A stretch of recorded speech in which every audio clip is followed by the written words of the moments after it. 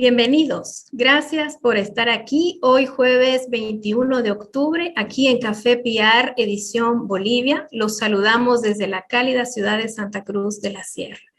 Café PR es un espacio para conversar sobre la gestión estratégica de relaciones públicas, de comunicación corporativa. Comentamos libros, investigaciones vinculadas a la profesión y reflexionamos sobre los retos y oportunidades que nos enfrentamos los relacionistas públicos tanto en el ámbito académico como también en el ejercicio de la profesión. Como siempre, un agradecimiento especial a Cani Café, nuestro aliado estratégico aquí en Café PR. En esta ocasión, tengo el grato honor de compartir este café con una persona reconocida a nivel internacional en el ámbito de las relaciones públicas y la comunicación, tanto en el ejercicio profesional como también por sus importantes aportaciones para la academia. Y es un honor para mí poder presentar al doctor Paul Capriotti Peri. Y para ello voy a contarles un poco de su amplia trayectoria profesional. Paul Capriotti Peri es originario de Godoy, Santa Fe, Argentina. Vivió en Villa Constitución, Argentina, y Rosario, Argentina, y actualmente vive en Barcelona, España.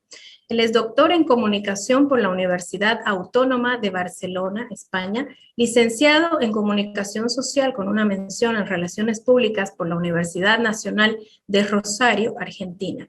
Profesor e investigador del Departamento de Estudios de Comunicación de la Universidad Rovira y Virgili en Tarragona, España. Consultor en temas de gestión estratégica de comunicación, actualmente desarrolla diversos proyectos en España y Latinoamérica. Impulsor de Main Media, modelo de análisis de reputación mediática y digital. Fue Brand Communication Manager de Epson en España y miembro de Brand Management Teamwork de Epson Europe y Seiko Epson Worldwide. Autor de Branding Corporativo, el año 2009, Planificación Estratégica de la Imagen Corporativa en 1999 e Imagen Empresa en 1992. También ha publicado diversos artículos en revistas de reconocido prestigio. Profesor invitado en diversas universidades españolas y latinoamericanas. Y hoy tenemos el honor de recibirlo en Café PR gracias a la virtualidad que nos permite tener estos espacios de encuentro. Bienvenido, Paul, gracias por estar aquí. Hola, buenas tardes. Ángeles, ¿qué tal? Muy bien. Muchas gracias por haber aceptado nuestra invitación y queremos aprovechar el tiempo al máximo contigo.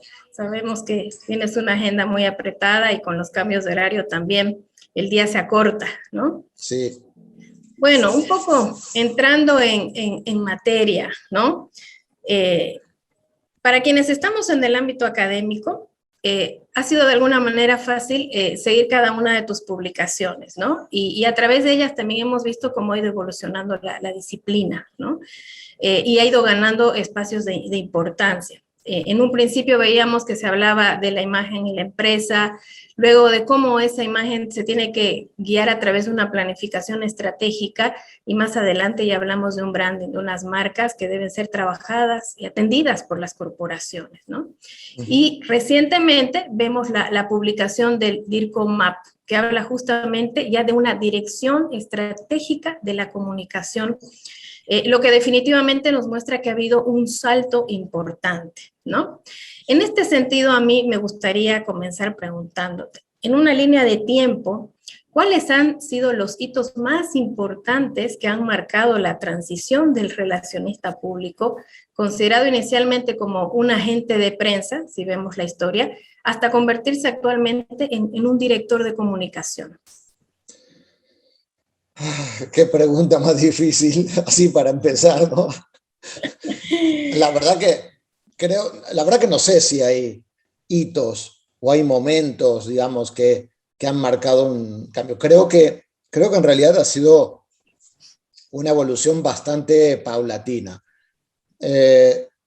Sí que es cierto que durante mucho tiempo, digamos, desde la gente de prensa, digamos, de Bernays y toda aquella gente, digamos, de principios del siglo XX, hubo todo un proceso muy lento de crecimiento de la profesión, digamos, durante todo el siglo XX, y te diría que creo yo que hubo un impulso muy fuerte en los últimos años del siglo XX.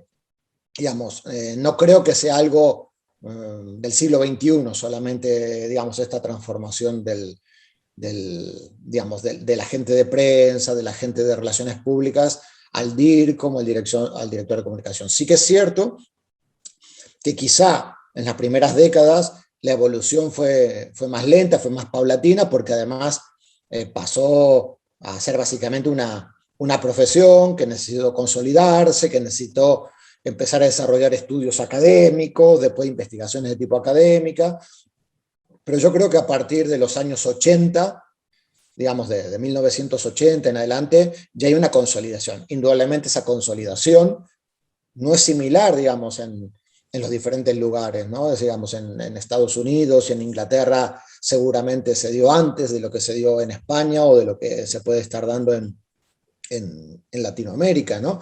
Entonces es muy difícil marcar hitos, pero yo te diría que a partir de los años 80 empezó a haber una consolidación importante.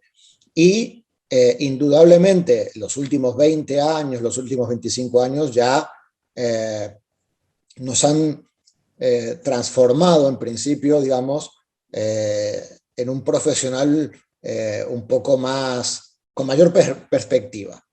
De cualquier manera, también quisiera aclarar que muchas veces esta evolución que hemos tenido es una evolución conceptual, teórica, ¿no? Porque estamos en la academia o estamos en las reuniones y todo el mundo habla de la perspectiva estratégica, pero luego hay que ver si realmente eso se da, ¿no? En la profesión. Está claro que en el ámbito académico y en el ámbito teórico está plenamente asumida la función estratégica.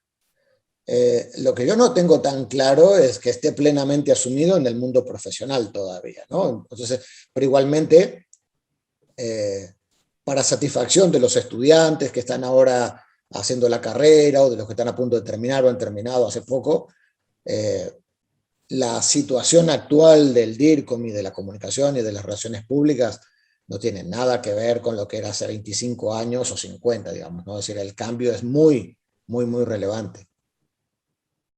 Es verdad, es verdad.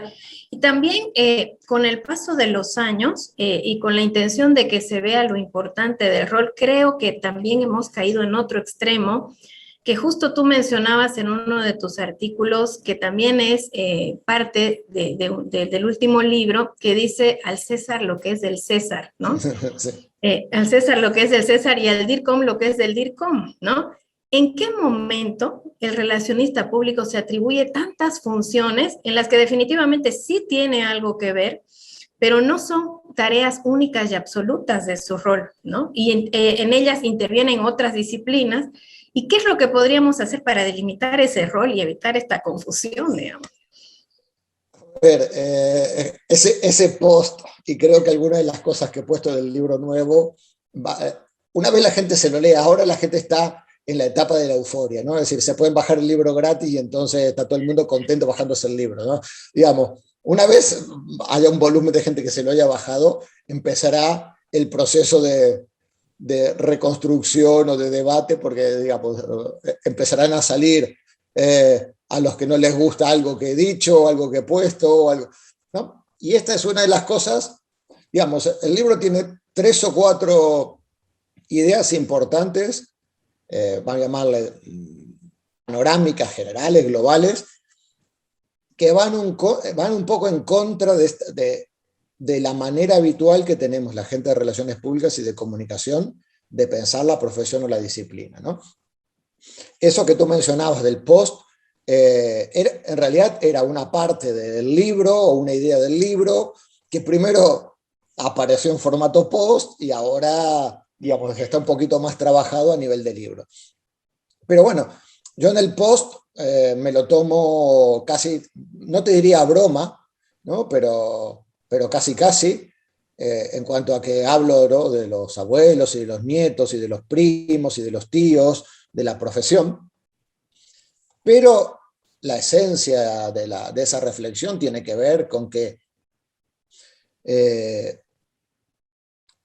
digamos, todas las disciplinas, todas las disciplinas tienen una fase expansiva, ¿no?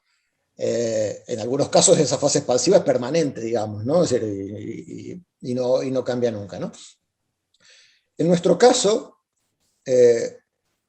si partimos de la base de que empezamos siendo alguien que acompañaba a los periodistas a un descarrilamiento de un tren, ¿no? Hace un siglo y algo, y ahora somos los gestores de todas las vinculaciones y relaciones de la organización con todos los públicos de la entidad. Digamos que el proceso expansivo ha sido bastante manifiesto, digamos, ¿no? Entonces, yo no estoy en contra de la expansión, digamos, no me parece mal, digamos, de hecho lo pongo en el post, digamos yo, en mi juventud, cuando no reflexionaba tanto, estaba encantado de que nos fuéramos expandiendo, que le ganáramos alguna partida al marketing, otra partida a los recursos humanos, etcétera, etcétera. Digamos, no es un problema la expansión. El problema es que nos expandimos sin saber hacia dónde vamos, ¿no? Esto es como que uno tenga una empresa y el director general le diga, pues vamos a ampliar el negocio, ¿no? Y tú le preguntas, perfecto, ¿hacia dónde? Y que él te responda, pues hacia donde sea. Digamos, bueno, ¿eso qué significa? Que si hacemos salchichas podemos pasar a hacer, no sé, chuletas, o podemos pasar a hacer, bueno, yo qué sé, sal para sal. Es decir, hemos entrado en una fase expansiva, más que nada, creo yo, por cierto complejo de que no tenemos los espacios y entonces queremos buscar el reconocimiento. Es como, digamos, el CEO es el padre y queremos, digamos, buscar el reconocimiento del padre, ¿no? De que efectivamente somos un buen niño y de que nos portamos bien y de que hacemos las cosas bien, ¿no?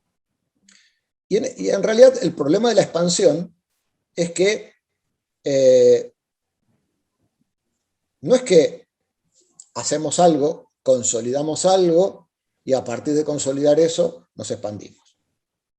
Es decir, la función de agente de prensa ni siquiera la estamos haciendo bien, ni siquiera la medimos bien. Es decir, aún hay agencias que todavía miden el AVE, el valor publicitario. Entonces, es decir, si ni siquiera hemos establecido indicadores claves e indicadores claros y indicadores que tengan que ver con algún tipo de resultado, etcétera, etcétera, de algo que inventamos, se supone nosotros, hace 100 años, y resulta que ya no solamente, o sea, no hemos logrado consolidar ese espacio, no hemos logrado cerrar ese espacio, y ya nos hemos expandido a un montón de otros sitios, ¿no?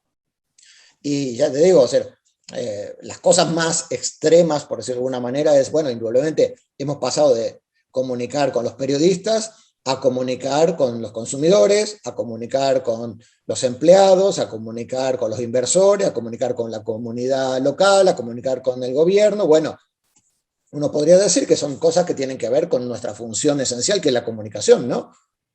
Pero claro, llega un momento en que ya no tenemos bastante con la comunicación y entonces, vale, ahora nos hacemos cargo de la responsabilidad social.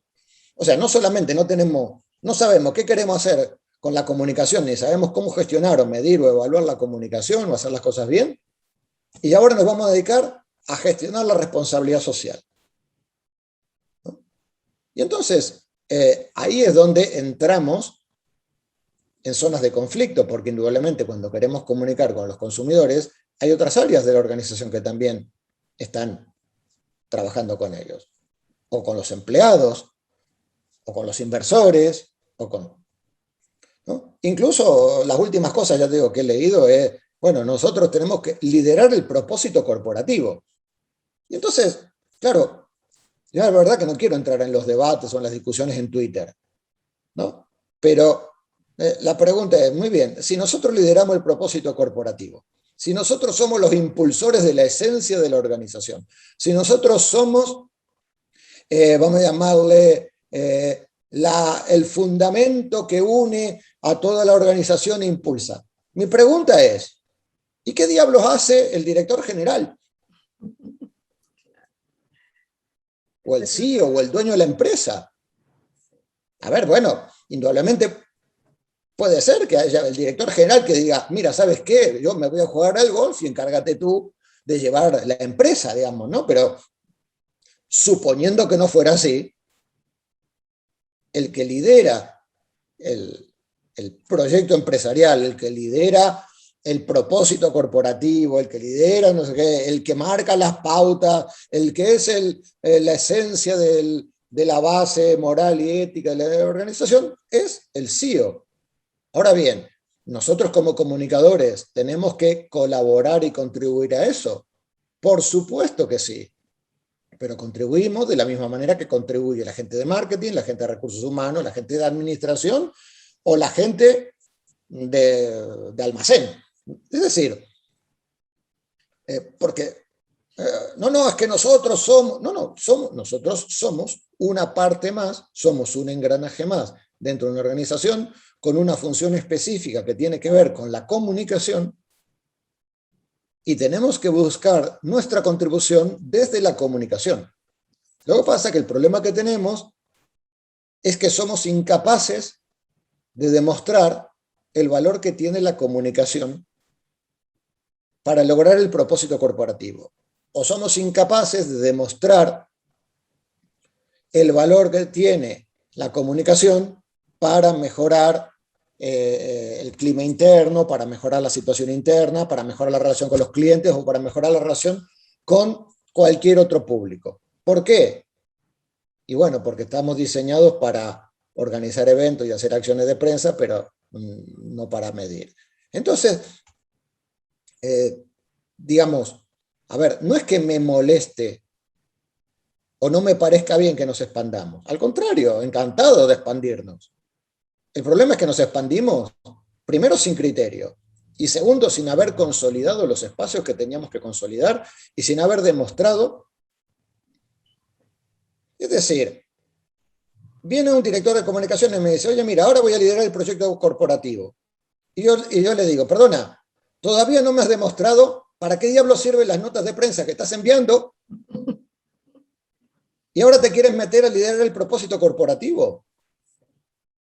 Entonces, esas son las cuestiones. Entonces, claro, tanta expansión, no sé si lo llegué a poner, digamos, aquí lo puedo decir, digamos, porque es un espacio así, ¿verdad?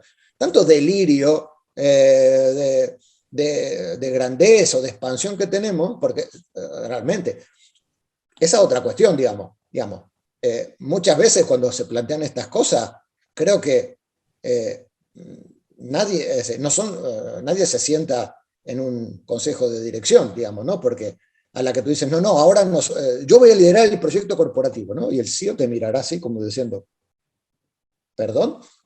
No te preocupes, porque desde dentro de la organización nosotros impulsaremos a los empleados, y entonces el de recursos humanos te mirará diciendo, ¿perdón? ¿No? Entonces, claro, es decir, somos los encargados de la comunicación, somos los encargados de la cultura corporativa. O sea, ya no es la cuestión de, o sea, la cultura corporativa, el propósito corporativo, la responsabilidad social, son cosas que son mucho más transversales que la función específica de comunicación. Por supuesto, siempre uno se encuentra a alguien que te dice, no, porque la comunicación es todo, es transversal a toda la organización. Y sí, bueno, esto es como decir que el ser humano es transversal a toda la humanidad, digamos, ¿no? Pero eso, digamos, eso no nos hace el Capitán América, digamos, no nos transforma en el Capitán América, ni digamos, ¿no? Entonces, creo que quizá una de las cosas, es decir, quizá en lugar de estar buscando a ver cuál es el próximo hueco que tenemos para expandirnos, quizá lo revolucionario en nuestro negocio, en nuestro ámbito, ¿entiendes? En los próximos años, no sea buscar el hueco donde expandirnos, sino buscar alguna de las esencias de lo que hacemos e intentar consolidarlo, digamos, ¿no?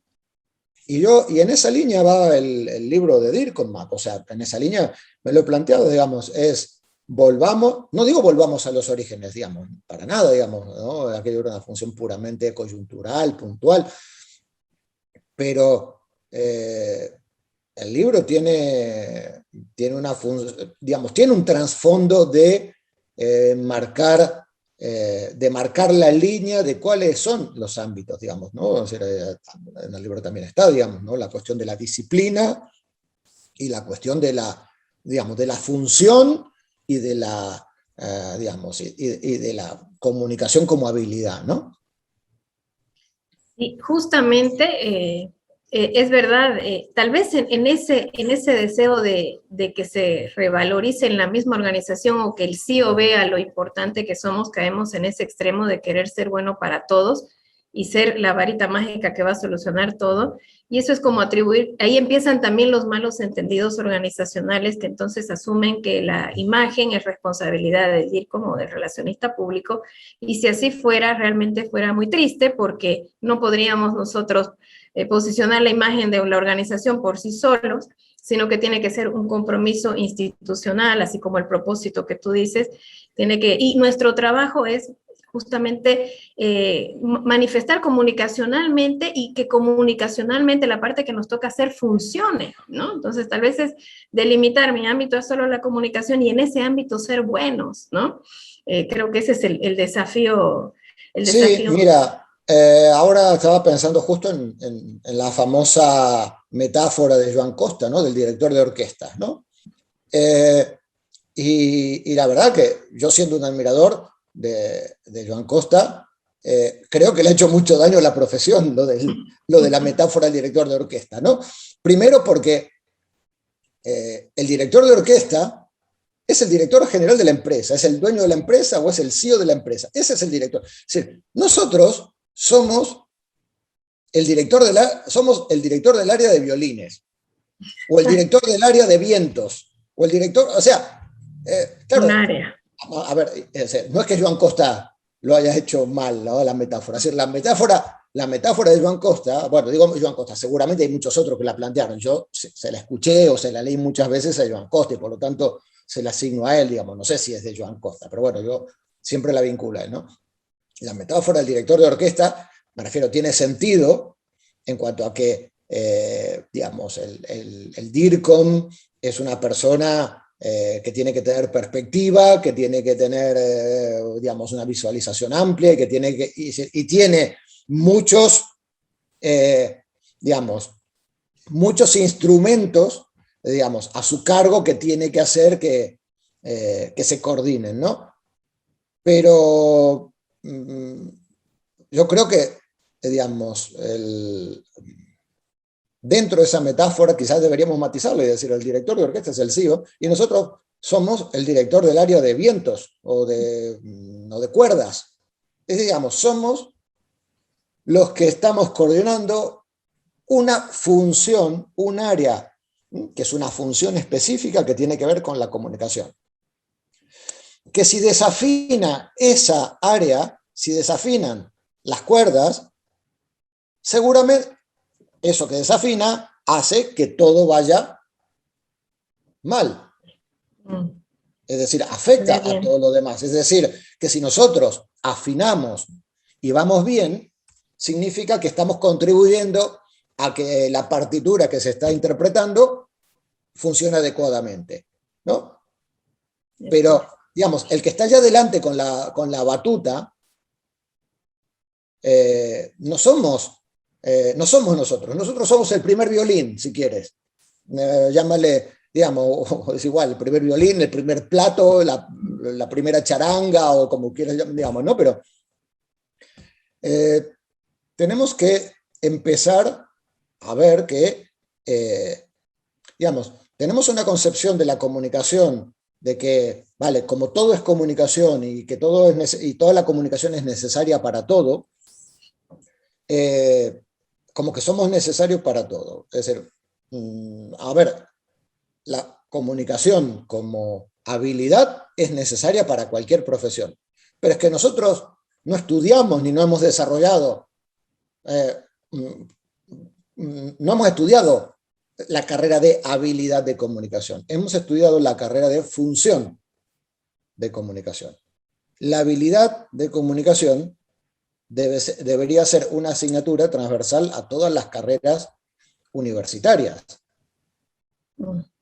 El hecho de que nosotros hablemos bien o seamos más ágiles comunicando no nos transforma en CEO, simplemente nos transforma en mejores expertos en un ámbito concreto, que es la gestión de la comunicación en la organización con los diferentes públicos, aunque podamos haber identificado, ¿no? Correcto. Sí, sí, y muy, muy importante lo que mencionas, y justamente, bueno, va en la misma línea de lo que tú ya vas estableciendo en este último libro. En uno de los primeros capítulos cierras una parte del capítulo, me parece, determinando que el DIRCOM es un guardián de la marca, ¿no? Y que justamente tiene que velar porque esos atributos que la organización ha determinado en cierto momento de transmitir sean fielmente percibidos por los públicos que decimos, ¿no? Y esta es una tarea que fácil es decirla, pero hacerla requiere también un esfuerzo y requiere también características específicas, desempeño y todo. A mí me gustaría preguntarte qué perfil personal y qué perfil profesional requiere este puesto para cumplir esas funciones. En vista de que estamos buscando no solamente, ya estamos en una fase de no buscar solamente relaciones comerciales, sino que hablamos del establecimiento de relaciones de confianza y que queremos que seamos vistos como un miembro integrante de la sociedad, de la organización, no como un ente meramente económico, digamos, ¿no? El tema de las características personales me cuesta mucho poder plantear, mira, las características personales que tiene que tener una persona de comunicación, porque probablemente tengan que ver con muchas de las características que tiene que tener cualquier persona que trabaja en una organización, digamos, ¿no? O sea, que sea organizado, que sea trabajador, que se esfuerce, digamos. Y la verdad que no tiene nada que ver con que sea mejor comunicador o no, digamos, ¿no? Mejor dicho, a ver, la habilidad de comunicar bien es bueno, pero es bueno para cualquier profesión, digamos. Un médico que comunica mal, también, por lo tanto, hablamos de habilidades. A nivel más de profesión, te diría que yo ahí ya lo separaría en dos niveles, digamos. Tenemos el nivel que tiene que ver más con lo operativo, táctico, que yo creo que está más vinculado a lo que es las carreras o las licenciaturas, digamos, ¿no? Y que tienen que tener, digamos, un enfoque muy enfocado, digamos, una orientación muy dirigida a las técnicas y a las herramientas, ¿no? Y a la capacidad para escribir, para redactar, para pensar no solamente en términos, vamos a llamarle lingüísticos, sino en términos conceptuales generales, a nivel gráfico, audiovisual, etcétera, etcétera, digamos, ¿no? Pero estamos hablando de un perfil más enfocado a la práctica cotidiana, ¿no? Y que por lo tanto necesita escribir bien, redactar bien, creatividad a nivel de digamos, de desarrollo de propuestas, etcétera. Pero que, como su enfoque lo plantea, digamos, al ser un enfoque más a la acción, a la operación y al desarrollo, es como más específico, más centrado y más focalizado, ¿no? Y luego tenemos un perfil, vamos a llamarlo un perfil de directivo, que sería ya el DIRCOM, digamos, ¿no? En el cual te diría que hay las cualidades tácticas decrecen, ¿no? Partiendo de la base de que el DIRCOM puede llegar a tener un equipo que trabaje con él, ¿de acuerdo? Indudablemente, si tu equipo eres tú, no solamente tienes que tener las habilidades tácticas, sino también las habilidades directivas, ¿no?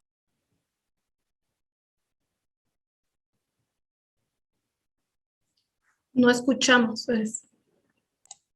Hola. Sí, ahora sí. Se me apagó el micro.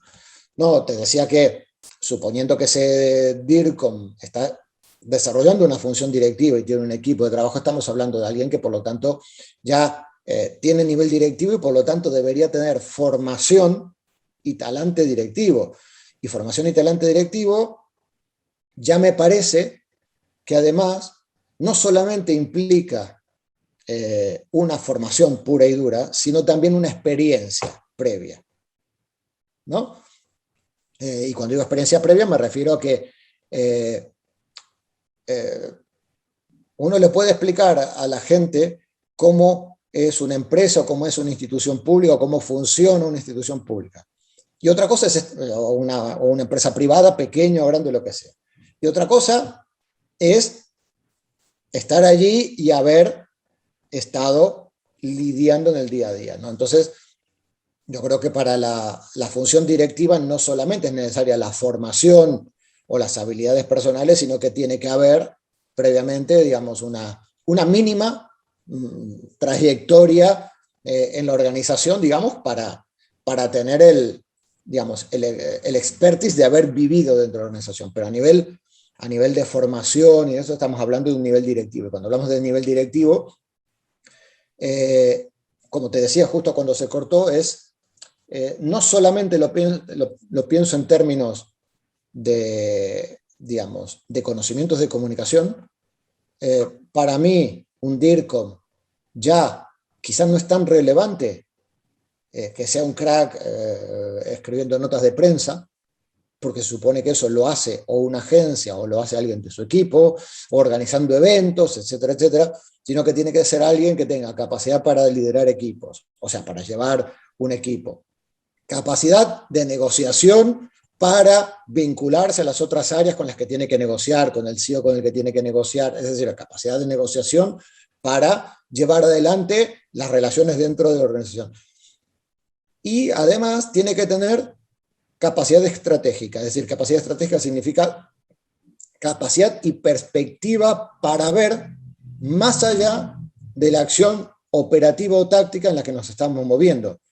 Y en esa línea es donde va un poco lo de DIRCOM Map, ¿no? Digamos, yo creo que esa también va a ser un debate y una discusión interesante cuando muchos lean el libro, ¿no?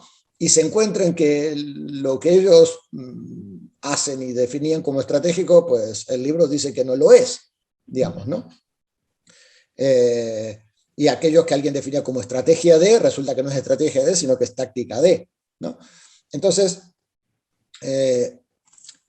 una de las esencias del libro tiene que ver con eso, digamos, con la perspectiva estratégica. La perspectiva estratégica tiene que ver con pensar más allá de los próximos 2 días, 2 semanas y 2 meses. Es decir, si la dirección general de una empresa o de una organización planifica a 4 años o planifica a 3 años, nosotros tenemos que tener la perspectiva para planificar a 3 años. Es decir, si un director general plantea un plan estratégico a 5 años, ese plan estratégico de la organización a 5 años tiene que venir acompañado de un plan estratégico de comunicación a 5 años. No puede llevar un plan anual de 1 año y el año que viene ya ver, es decir, no, es decir, porque el director general dice, muy bien, dentro de 5 años tenemos que estar en estos 4 países, vendiendo tanto y haber insertado tanto y haber lanzado tantos nuevos productos. Vale, ¿y los de comunicación qué van a hacer? Bueno, yo voy a planificar el 2021, ya, ahora en diciembre ya te cuento a ver qué pensamos para el 2022. Y el CEO te va a decir, es que yo estoy pensando en 2025, no en 2022. Y lo que quiero es cuál es el acompañamiento comunicativo de aquí a 2022. O sea, cuáles son los atributos que vamos a potenciar de nuestra marca que van a permitir que esto que yo planteo en 2025 se cumpla. ¿Cuáles van a ser los mensajes? ¿Cuál va a ser el enfoque comunicativo que le vamos a dar? ¿Cómo lo vamos a trabajar? ¿Cuál va a ser la perspectiva que vamos a trabajar en los próximos 5 años para llegar a eso. Por eso una de las cuestiones que yo planteo en el libro es que cuando uno plantea un plan estratégico de comunicación, el plan estratégico de comunicación tiene que estar alineado con el plan estratégico de la empresa. Pero alineado no significa solamente, sí, vamos en la dirección que quiere el director general. No, no, alineado significa que si es un plan a 5 años, nosotros también tenemos que tener planteado un plan a 5 años. Y si ese plan tiene 3 etapas, también tenemos que tenerlas armadas. Es decir, entonces, un DIRCOM, además de tener capacidad de negociación y capacidad de liderazgo, de equipo, etcétera, etcétera, tiene que tener perspectiva estratégica, es decir, tiene que ser capaz de obtener información y diseñar escenarios, y en esto tenemos seguramente un conocido, un buen amigo como es Francisco Javier Garrido, que es un experto, tiene que ser capaz de diseñar escenarios de comunicación para los próximos 5 años, igual que lo hace un director general para su negocio. Ay, no, es que en comunicación el día a día cambia radicalmente. Bueno, sí, el día a día cambia radicalmente para el CEO también, y eso nos lleva a que el CEO diga, bueno, no, ya no planifico más 5 años, voy a ver lo que hago el mes que viene. Sí. Digamos, pensar, es decir, por eso a veces cuando me dicen, bueno, ¿qué crees tú que pasa ahora con la pandemia? Y la verdad, lo de la pandemia es circunstancial. Bueno, a menos que nos dure 10 años, digamos, ¿no? Que también es posible, pero... Sí. Justamente eso te iba a decir, que ahora con lo que hemos vivido, pareciera un poco más difícil. Tenemos un escenario de incertidumbre presente, digamos, ese entorno buca que tanto se habla. Y tú mencionabas algo que me parece súper interesante, pero a ratos lo veo como un escenario ideal, ¿no? En el hecho de que toda la parte directiva, el liderazgo es consciente de que paralelamente al plan estratégico, el plan comunicacional es fundamental, digamos. Eh, Ideal que sea así. Pero lamentablemente, en muchos países, en Bolivia, uno de ellos, y segura estoy que también en muchos países de Latinoamérica, todavía no hay una clara comprensión de ese rol tan importante de la comunicación en la organización y del relacionista público o comunicador en este campo. Y ahí, digamos, yo pregunto, desde tu experiencia como asesor de muchas organizaciones, ¿cómo es que se debe encarar de una manera más decidida un plan de relaciones públicas para las relaciones públicas a fin de que podamos poner en una vitrina, en un escenario, todo el potencial comunicacional que podemos ofrecer? Mira, esta va a ser la respuesta más corta que vas a tener de todo el... No tengo ni idea, no tengo ni idea. Es decir, llevan hablando del plan de relaciones públicas para las relaciones públicas desde que yo estudiaba, es decir, desde los años, es decir, hace más de 30 años, ¿no? Hace 30 años la IPRA tenía un proyecto que era las relaciones públicas de las relaciones públicas, o para las relaciones públicas, digamos, ¿no? Y creo que aún no lo han llevado a cabo. No es que no lo hayan llevado a cabo.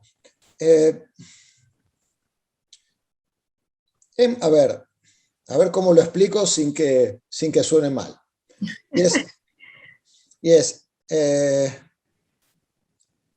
¿Cómo puedes convencer a alguien de algo que está convencido que no quiere?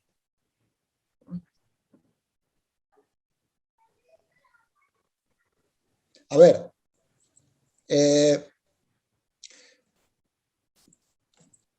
tu marido puede que no quiera ir de compras al shopping contigo.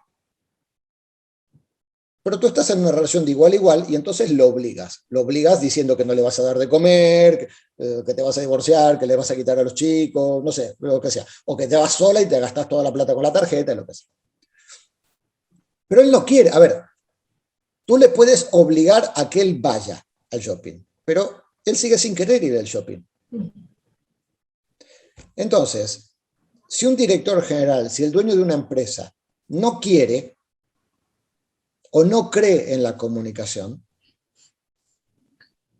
o piensa que la comunicación es pura y exclusivamente para hacer un cartel promocional, para poner el descuento de la oferta, de lo que sea,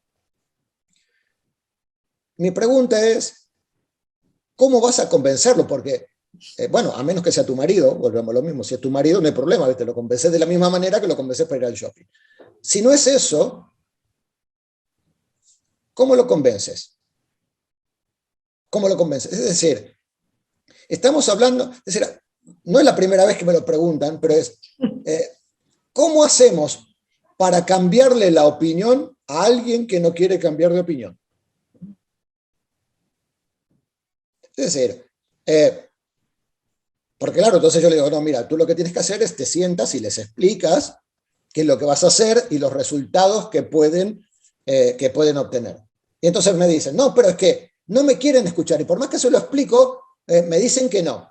Y eso es que no quieren, ¿no? Es decir, que te escuchan porque son amables y te dicen, vale, siéntate, te escucho. Pero en realidad están pensando en el partido de golf, no están pensando en lo que tú le estás explicando. Es decir, no se puede convencer, no se le puede cambiar la opinión a un CEO de que te deje hacer un plan de comunicación estratégico si no quiere un plan de comunicación estratégico. Eso primero.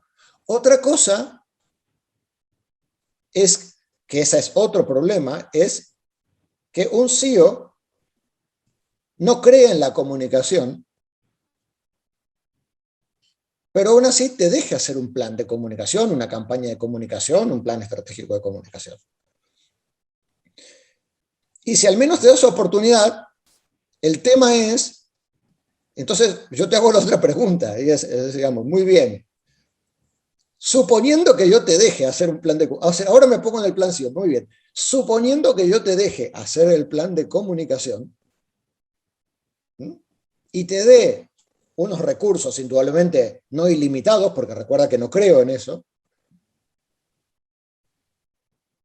¿cómo me vas a demostrar que ese plan o esa campaña ha servido para algo?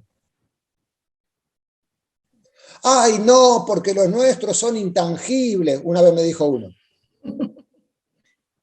Estoy hablando de gente, de empresas, o sea, no, es que los nuestros son intangibles, y entonces mi respuesta fue, a ver, intangible significa que no se puede tocar, no que no se puede medir.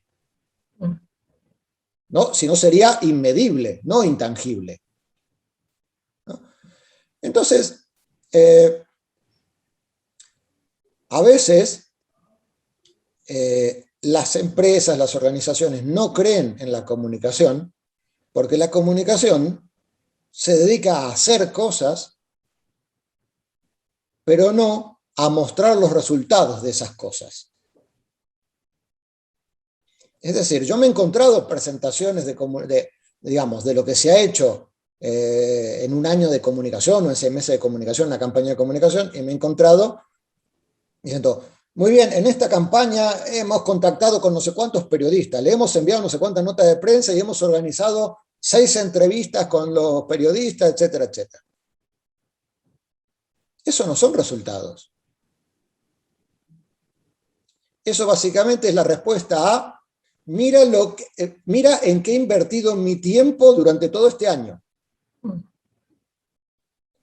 Resultados tienen que ver con otra cosa. Y esa es una de las cuestiones que yo en el libro toco y mucho, y es objetivos. Los objetivos y los resultados solo tienen que ver con impacto o efectos en los públicos. Los objetivos tienen que ver pura y exclusivamente con impacto o efecto en los públicos, resultados en los públicos, y los resultados tienen que ver con eso. Es decir, mira cuánto nos conocen más, mira cuánto más se acuerdan de nosotros, mira cuánto más conocen el producto, mira cuánto más nos quieren, mira cuánto más nos aman, mira cuánto más confían en nosotros, mira cuánto más nos compran, mira cuántos más vuelven a comprar, mira cuántos más están satisfechos, mira, bla, bla, bla, bla. Y esto es, por eso muchas veces la gente de marketing que se ha acostumbrado a mostrar resultados suelen tener mejores respuestas en las organizaciones. Entonces, a veces, ya te digo, Eh, te diría, mira, una vez, eh, recuerdo una pequeña entidad, aquí en España, una pequeña entidad que, que era, no sé, era como un seguro médico, digamos, ¿no? Y me llamó para hacer bueno, una cosa que querían organizar. Y, y les digo, bueno, ¿qué os parece si, por ejemplo, más allá de este evento, que era una celebración que ellos tenían, etcétera, etcétera, pues aprovechamos y hacemos algo con los periodistas, los invitamos que vengan, les damos información para ellos, para ustedes?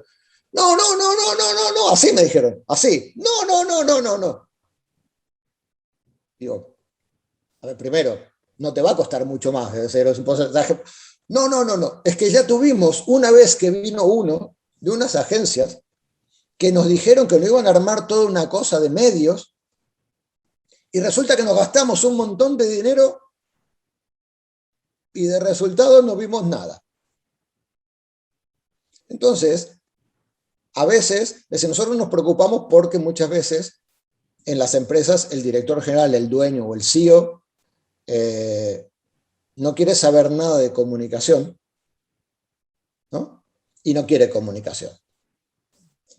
Y a veces el problema viene en que las empresas a veces tienen comunicación y terminan viendo que como no hay un resultado determinado, aquello es un gasto innecesario. Entonces, y fíjate que al final volvemos siempre al mismo punto de antes, es decir, en lugar de centrarnos, en lugar de centrarnos en intentar ver cómo hacemos más eficiente, más efectiva nuestra acción de comunicación, cómo medimos y podemos presentar resultados de nuestra acción de comunicación, lo que estamos pensando es en hacer la responsabilidad social, o hacer el proyecto corporativo, o pensar en lanzar nuevas marcas, digamos. Entonces, la verdad, es decir, yo estoy harto, es decir, una parte importante del libro es indicadores estratégicos. ¿Por qué? Y bueno, porque la verdad, no he visto un solo libro que tenga un capítulo que diga estos son los indicadores estratégicos de comunicación. Tampoco he visto un solo libro que diga estas son las estrategias de comunicación. Entonces, creo que deberíamos hacer una introspección, deberíamos hacer una reflexión sobre nosotros mismos y quizá en lugar de ver si compramos la casa del vecino o si ocupamos la casa del vecino, quizás deberíamos podernos arreglar todas las grietas que tenemos y todas las goteras que tenemos en nuestra casa. Propia casa. Es verdad. Ahora mismo nuestra casa tiene goteras por todos lados. Tiene unas grietas tremendas. Y estamos pensando, a ver, bueno, sí, estamos pensando a ver si ocupamos la casa del vecino de enfrente. Arreglemos la casa. Establezcamos. Yo, por ejemplo, a mis estudiantes, ahora que yo les doy campañas de comunicación en una asignatura que hago, cuando llegamos a la parte de las tácticas, de la elección de las acciones, les digo, planteen la acción que ustedes quieran hacer para cumplir el objetivo. Hagan el diseño, ¿sabes? Y hacen un poco toda la parte creativa y todo eso que tanto les gusta, y arman un vídeo y diseñan y hacen todo eso. Y además les digo, muy bien, díganme qué acción van a hacer. Por ejemplo, van a hacer un evento y ese evento, ustedes me dicen que es para cumplir el objetivo tal. Perfecto. Y entonces lo que quiero es que, además de explicarme el evento y diseñarme el evento y hacerme todos los logos y hacerme toda la planificación del evento, me digan cómo van a medir los resultados de ese evento. ¿Cómo lo van a medir? ¿Queréis hacer una campaña de publicidad en redes sociales? Perfecto. le hacen allá, lo diseñan, hacen las propuestas, hacen la creatividad, hacen todo el plan de medio y además me ponen cómo van a medir el resultado de esa acción, de esa campaña publicitaria. Quieren hacer una acción de prensa con los periodistas especializados de no sé qué, porque van o la... Perfecto. Me explican cómo van a medir el resultado de esa acción. Y así, entonces me plantean 20 acciones. Muy bien, las 20 acciones tienen que venir acompañadas de media página o una página donde explica cómo van a medir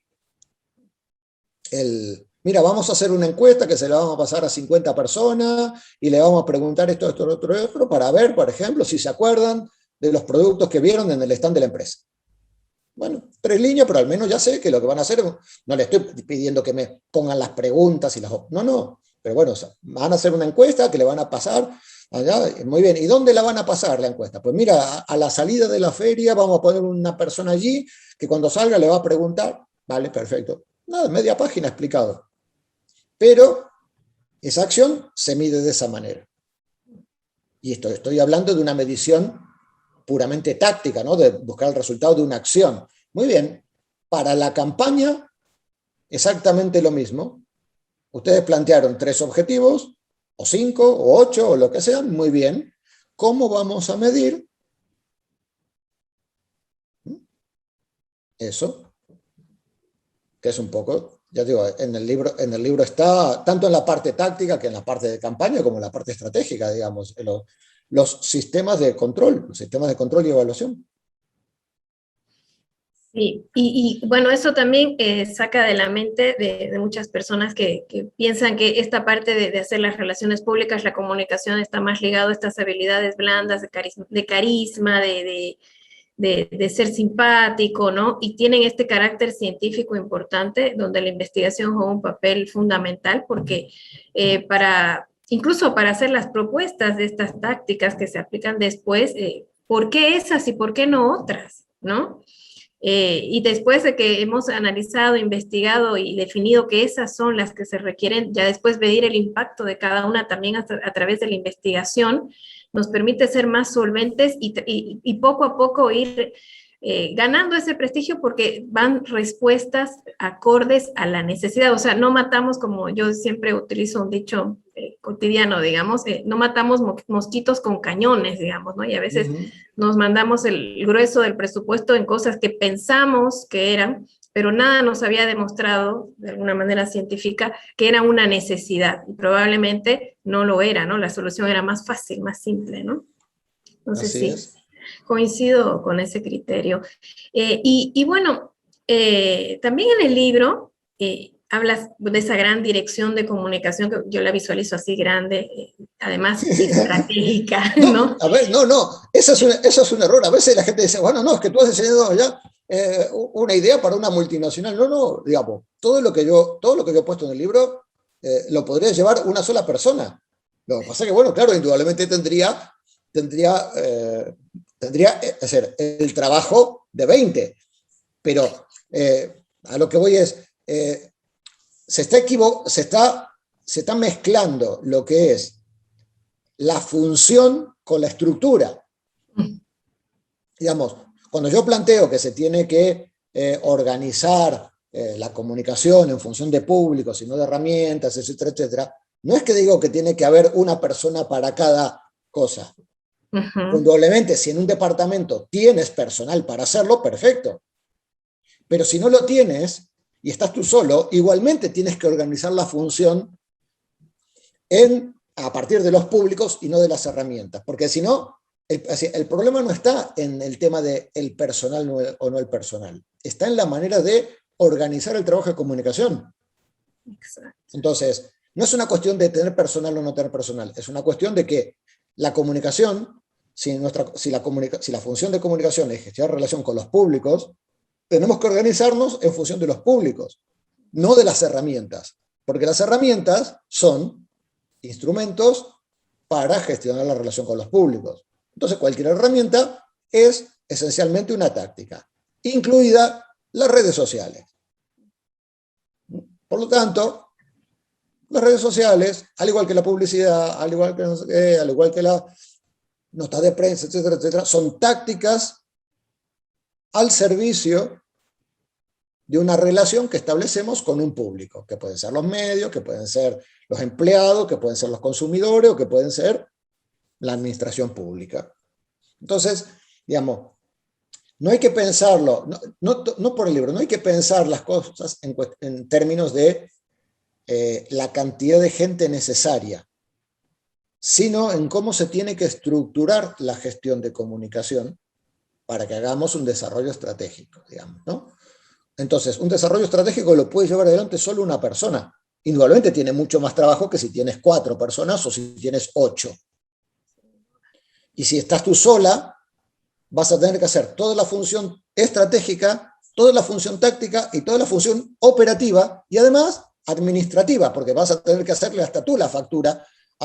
Entonces, o sea, pero, digamos, tener mucho personal, digamos, a ver, yo he tenido experiencias en empresas multinacionales muy grandes con muchísimo presupuesto, cuya estructura del área de comunicación era una estructura puramente táctica. Entonces no tiene que ver con el tamaño de la organización, ni con el tamaño del departamento, que eran allá como 20 personas. Tiene que ver con cómo esté organizado. Es decir, si tú tienes un área de comunicación donde tiene publicidad, diseño, evento, no sé qué, es igual, puedes tener 150 personas en el departamento. Sigue siendo un departamento táctico. Es decir, es un departamento pensado para hacer tácticas, para hacer acciones. Y por lo tanto no está pensado para gestionar relaciones con un público. Está pensado para hacer publicidad, está pensado para hacer redes sociales, está pensado para... no está pensado para dar relaciones con un público. Uno de los grandes problemas que yo siempre, bueno, que yo no es que me encuentro, sino que muchas veces salen con la gente que lleva redes sociales, es cuando le pregunto muy bien, ¿con qué público estás relacionando? Y me dicen, con todos. Muy bien, digo, ya, entonces, has destruido 100 años de historia de la comunicación en las organizaciones, digamos, ¿no? Pobre Grunig, si llega a escuchar lo que le acabas de decir, digamos, se muere de un ataque el hombre, ¿no? Tanto tiempo trabajando para el tema de las teorías de los públicos, y los públicos, y los públicos, para que después tú digas que trabajas con todos, ¿no? Claro. Sí, sí, y bueno, y pienso que lo visualizo como una gran dirección porque el hecho de ya establecer en una organización, al margen de su tamaño, una dirección de comunicación estratégica, creo que ya es un logro grande. Pero suponiendo, así haciendo una suposición, hoy una empresa dice, no tenemos una, y queremos una dirección de comunicación, y ustedes armen el equipo que quieran. ¿Quiénes tendrían que integrar ese equipo? A ver, ¿Cómo se compone ese equipo? primero, digamos, que sea dirección de comunicación, la dirección de comunicación es la función, es la acción a realizar, la dirección estratégica. No tiene por qué ser un puesto formal en un determinado sitio. Pero podría. Exactamente, indudablemente, ahí viene un tema de estructura. Indudablemente, si tu cargo en la organización es el de un subalterno con un nivel jerárquico determinado, no tienes ni la perspectiva, ni tienes la capacidad, ni tienes los recursos, ni tienes la autoridad para poder tomar determinadas decisiones, ¿de acuerdo? Indudablemente, por lo tanto, influye la posición que tenga el DIRCOM, pero puede ser que una pequeña empresa no tenga a nadie de comunicación, no tenga área de comunicación, y venga a ti y te pida un plan estratégico de comunicación para una pyme que tiene 20 empleados y tú le hagas un plan estratégico de comunicación, incluso sin departamento. Hagas un trabajo de dirección estratégica. ¿Por qué? Porque lo que terminas haciendo es estableciendo un trabajo de dirección estratégica de comunicación, un plan estratégico de comunicación. Entonces, eso primero.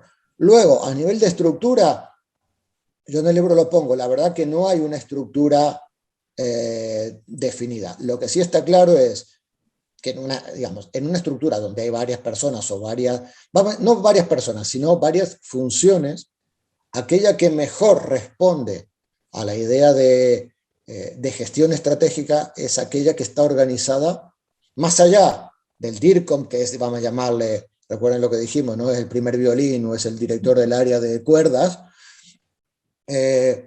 Debajo del primer violín, pues tienes los otros violines, digamos, ¿no? Y los otros violines no son el de redes sociales, ni son el de publicidad, ni es el diseñador gráfico. Los otros violines son las áreas de públicos.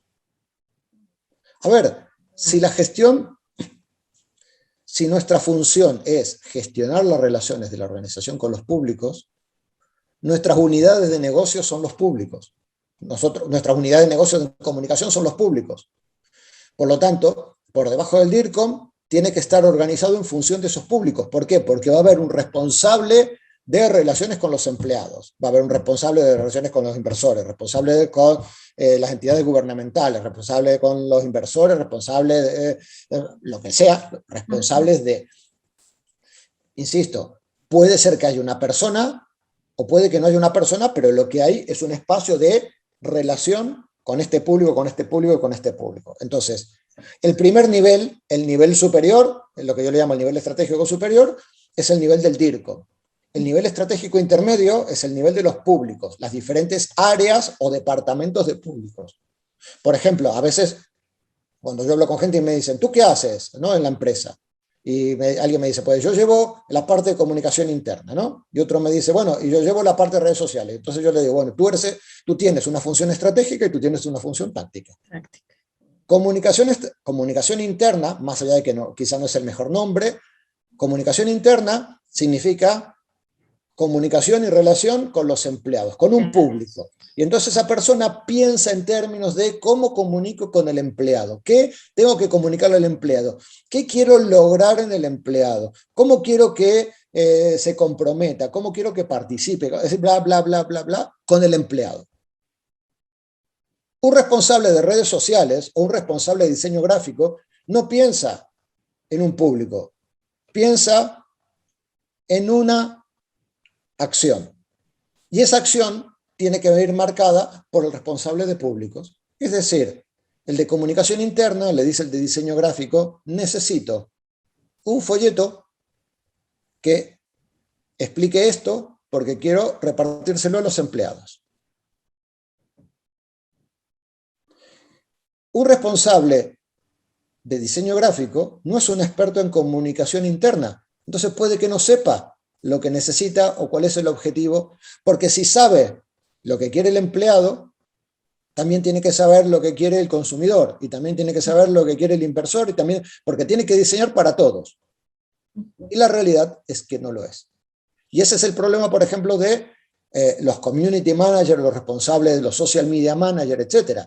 Y es, para el social media manager, el community manager, gestiona redes sociales, no gestiona públicos.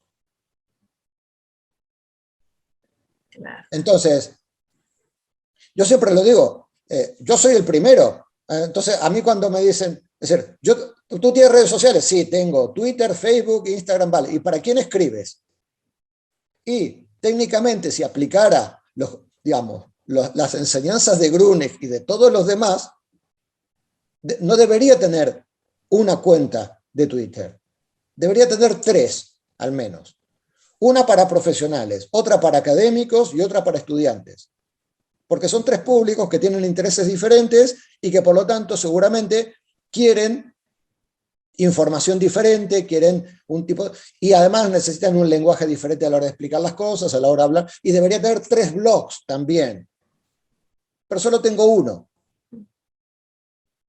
Entonces, a veces les digo, vale, ¿cuántos públicos tenéis en el mapa de públicos? 15. ¿Y cuántas y cuántas cuentas de Twitter tenéis? 2. Pues te faltan 13. Hay algo que estás haciendo mal.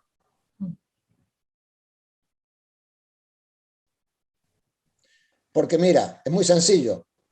Yo tengo 3 públicos en mi perfil. Académicos, profesionales y estudiantes, ¿sí? cada vez que cuelgo un tweet, a 2 de ellos le estoy haciendo spam.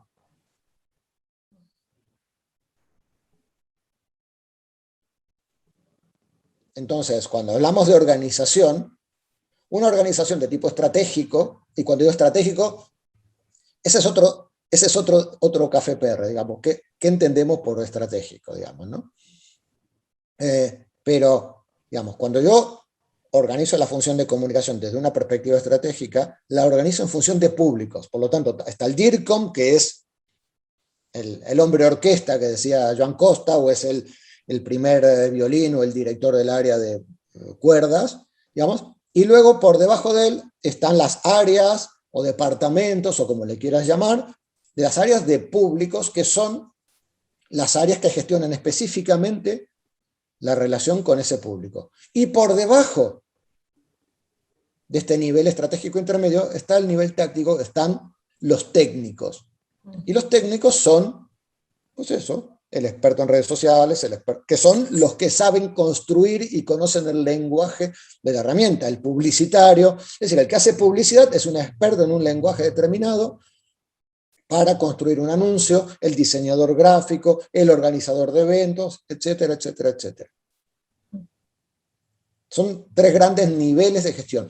Esos niveles de gestión pueden responder a personas, si tienes personas, o no, pueden responder simplemente a una estructura de la gestión de comunicación.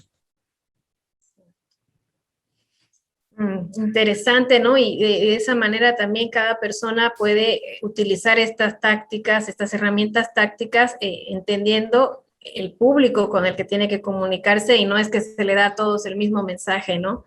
De Así la es. misma manera, se puede personalizar y de alguna manera llegar. No es que se puede, no es que se puede. Se debe personalizar, ¿no? Se debe personalizar, porque si no, estamos destruyendo 50 años de estudios sobre los públicos en relaciones públicas, que nos están diciendo que no existe un único público, sino que existen X cantidad de públicos, todos con sus intereses, todos con sus objetivos, y todos quieren algo diferente, y por lo tanto no sirve lo mismo para todos. Entonces, si terminamos comunicando para todos lo mismo, lo que estamos haciendo es involucionando en relaciones públicas 50 o 60 o 70, más de 50 años. Es decir, los primeros artículos de Grüning sobre público son de los años 70.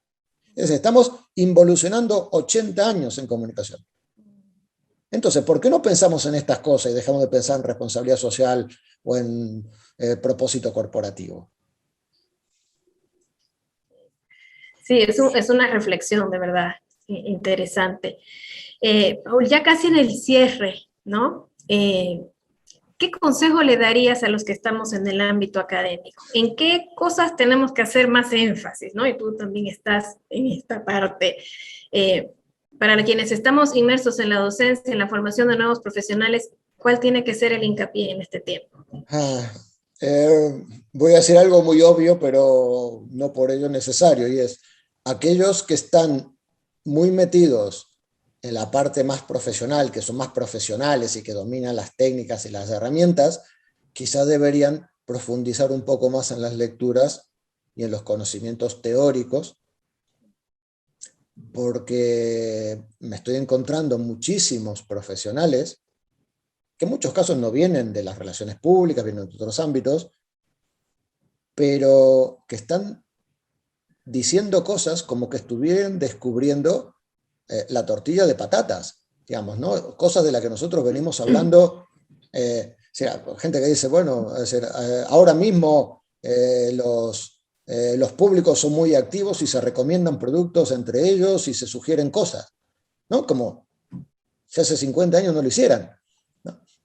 Entonces, yo diría que aquellos que tienen un perfil más profesional en la academia, que profundicen en la cuestión más de tipo conceptual, teórica, es decir, que lean cosas que tienen que ver con la profesión específica.